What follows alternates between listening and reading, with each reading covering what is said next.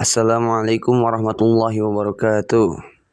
Salam sejahtera bagi kita semua, salam kebajikan. Perkenalkan, nama saya Muhammad Ilyas Rafiq dari Teknik Informatika semester 3 Universitas Islam Al-Ihya Kuningan.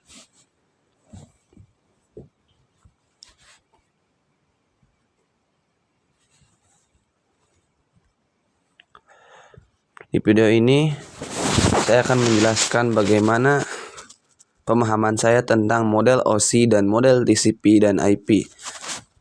Model OSI dan model TCP atau IP adalah dua kerangka yang menjelaskan bagaimana data dapat dikirim dari satu perangkat ke perangkat lainnya melalui jaringan. Meskipun keduanya sama-sama menjelaskan proses komunikasi, OSI bersifat teoritis, sedangkan TCP atau IP lebih praktis dan digunakan di dunia nyata.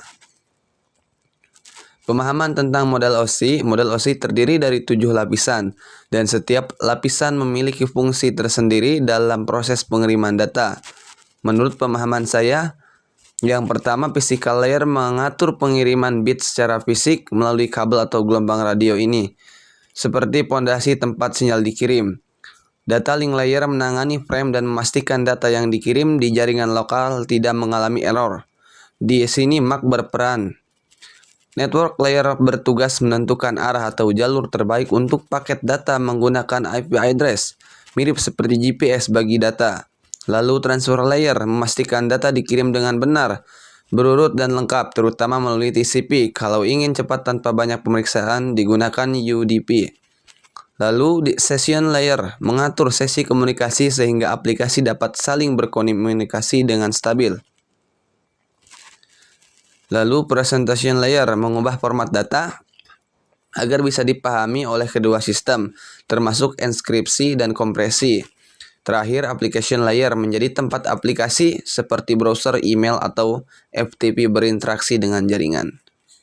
Melalui struktur 7 lapisan ini, saya bisa memahami proses komunikasi jaringan secara rinci dari bawah sampai ke aplikasi. Berbeda dengan OSI, model TCP atau IP hanya memiliki 4 lapisan yang digunakan langsung dalam internet. 4 lapisan tersebut adalah: yang pertama, network access layer, mengatur komunikasi pada media fisik, mirip gabungan fisikal dan data link pada OSI. Lalu internet layer bertanggung jawab pada routing dan IP address, memastikan data sampai ke tujuan. Lalu transport layer mengatur komunikasi end-to-end melalui TCP atau UDP, sama seperti di OSI. Yang terakhir, application layer menjadi tempat protokol seperti HTTP, DNS, SMTP, dan lainnya bekerja. Lapisan ini menggabungkan 3 lapisan teratas OSI.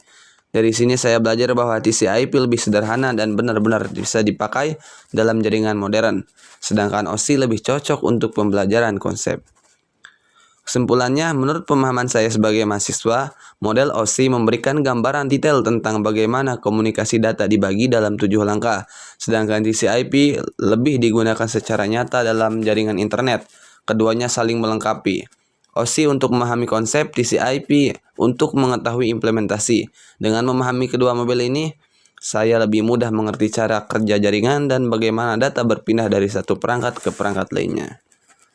Sekian, wassalamualaikum warahmatullahi wabarakatuh.